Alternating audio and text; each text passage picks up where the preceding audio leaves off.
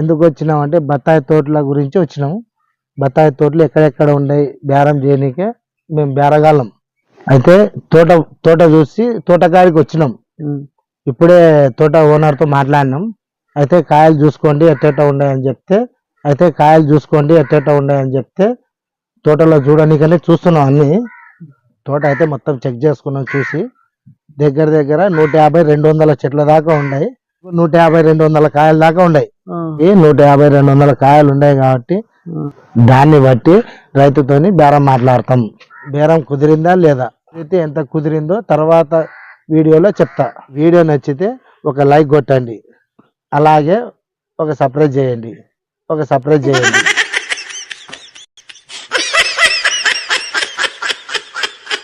తర్వాత గంట సింబల్ కొట్టండి.